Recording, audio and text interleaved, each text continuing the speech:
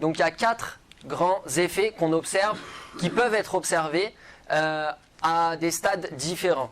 Et donc le premier effet, ça peut être des reproches. Quand je gère mal mon temps, je peux faire des reproches aux autres, à moi-même, je peux m'en vouloir. Voilà, je vais me faire tout un tas de reproches où je vais également en adresser à d'autres personnes. Quand je gère mal mon temps, je peux également ressentir du stress. Donc ça, notamment lié au sentiment d'urgence, mais ça peut être un ressenti très proche de la mauvaise gestion du temps. Je peux également me sentir fatigué et me dire, là, quand même, ça commence à faire beaucoup. Et je peux également être, bon, pas vous bien sûr, mais un peu irritable. Vous savez, un peu à fleur de peau. Je suis stressé, je suis dans l'urgence, je suis fatigué. Faut pas qu'on vienne me chercher, surtout pas. Ça, j'allais dire, c'est le premier stade. C'est le stade où c'est assez facile d'intervenir et de venir utiliser quelques outils pour optimiser tout ça. Maintenant, si on fait rien et qu'on continue à être débordé par le temps et que c'est des choses qui s'amplifient, ces effets-là vont grandir en nous. Et donc les reproches vont se transformer en culpabilité. Et donc je vais me sentir coupable. Je vais dire vraiment, je suis nul, vraiment, voilà, c'est de ma faute, j'aurais dû m'organiser, j'aurais dû faire différemment. Et là, on va s'adresser tout un tas de reproches, mais qui sont de plus en plus présents. Et je peux également accuser d'autres personnes. Dire c'est à cause de lui, au hasard, hein, c'est à cause de mon patron, ou c'est à cause de mon collègue qui fait mal son boulot, ou c'est à cause de mes enfants, ou c'est à cause de mon mari qui fait jamais rien, à part être devant la télé, et moi du coup je dois tout faire. Voilà, on va commencer à vraiment avoir des coupables. Il va falloir que ça s'exprime à un moment donné, toute cette frustration en nous. Si on fait rien, le stress va se transformer en angoisse. Et donc là, on va commencer, c'est plus juste un stress, un inconfort qu'on ressent, on commence vraiment à ressentir de la peur, ça peut être une boule au ventre, ça peut être un nœud à l'estomac, voilà, on va vraiment le ressentir concrètement, physiquement. La fatigue va se transformer en épuisement petit à petit, et l'irritabilité va se transformer en colère. C'est plus juste je suis à fleur de peau, là c'est faut surtout pas venir me chercher parce que j'ai de quoi renvoyer. Ce qui est bien, c'est que ça nous fait rire. Et donc si on fait rien, ça c'est le stade où c'est bien de faire une conférence, où c'est bien de faire un atelier, où c'est vraiment bien d'intervenir, parce que là il faut quand même pas laisser les choses déborder.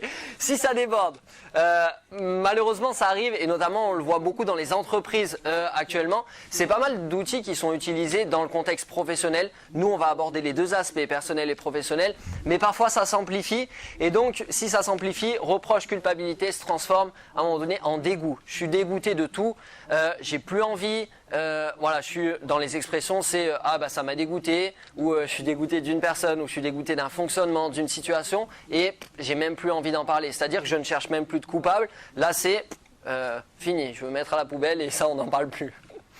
Le stress, l'angoisse se transforme à ce moment-là en panique, anxiété. On peut avoir, il y a des personnes qui vont être sujettes à des crises d'angoisse, ou voilà, il peut y avoir vraiment des symptômes beaucoup plus forts que simplement des émotions qui vont être des indicateurs. Là, il peut y avoir vraiment des réactions émotionnelles qui sont beaucoup plus fortes.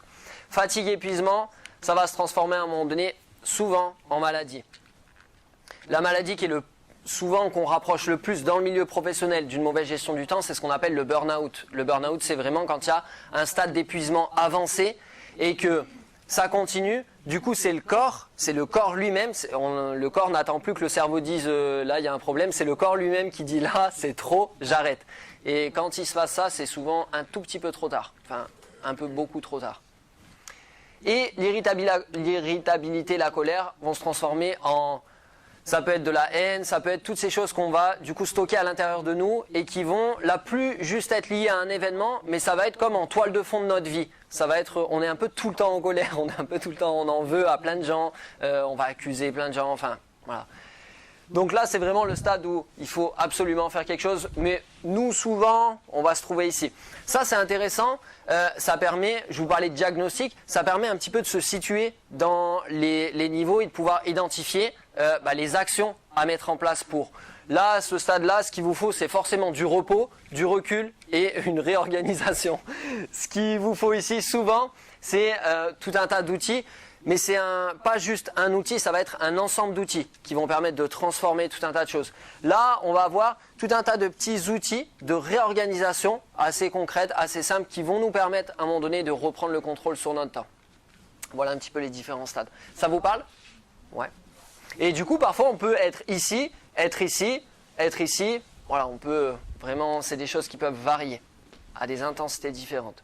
À nouveau, ça, c'est des indicateurs.